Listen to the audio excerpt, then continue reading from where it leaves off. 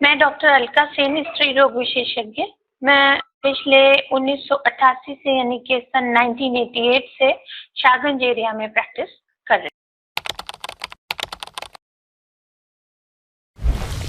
देखिए, गर्भावस्था में बवासीर होना, एक तो सबसे पहले मैं आपको ये बता देना चाहूंगी कि बवासीर यानी कि पाइल्स यानी कि हेमरॉइड्स, ये एक बहुत बड़ा मिसनोमर है।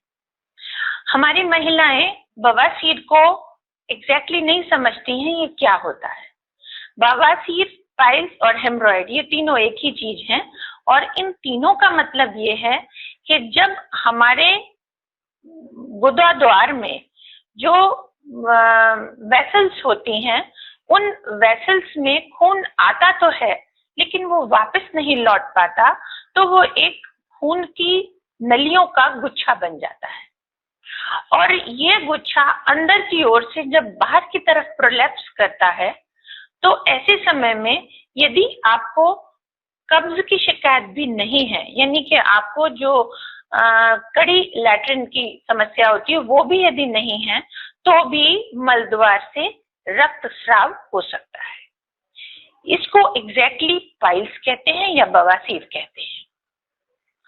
किसी भी मल द्वार से किसी भी चीज का बाहर निकल जाने को पाइल्स नहीं कहते। तो ये हमारी महिलाओं में थोड़ा मिसनोमर होता है।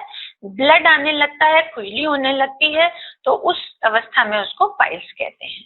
लेकिन गर्भावस्था में नॉर्मली देखा जाता है कि 50 to 60% महिलाओं में प्रेगनेंसी इंड्यूस्ड पाइल्स होते हैं।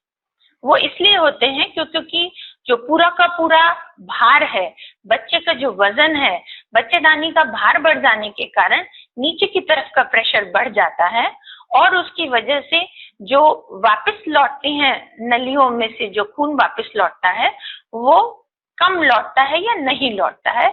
इस अवस्था में उसको प्रेगनेंसी पाइल्स कहते हैं और ये pregnancy piles after delivery revert back हो जाते हैं, यानी कि रिवर्सेबल होते हैं।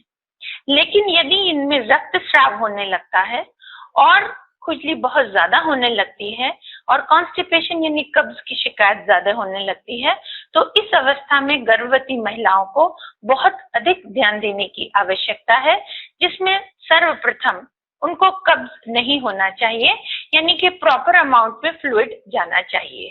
पर डे लगभग 3 लीटर पानी पीना चाहिए। खाने पीने का ध्यान बहुत ज्यादा रखना होता है, जिसमें हाई रफेज डाइट लेनी होती है। हाई रफेज डाइट का मतलब ये होता है कि हमको खूब सलाद खानी होती है, हमको आटा जो फाइन फ्लोर है वो नहीं लेना चाहिए, जैसे बेसन है, मैदा है, ये बनी हुई चीजें नहीं लेनी चाहिए। और जो हम आटा जिसकी हम रोटी खाते हैं उसमें चोकर युक्त होना चाहिए।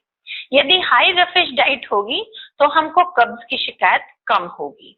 और यदि इन सब सावधानियों के बावजूद भी यदि कब्ज हो रहा है तो हमें कोई भी माइल्ड लैक्सेटिव अपने चिकित्सक की सलाह से अवश्य लेना चाहिए, ताकि इन नलियों पर जो रुकी हुई रक्त की नलियां हैं इनके ऊपर जोर ना पड़े और रक्त का स्राव ना हो।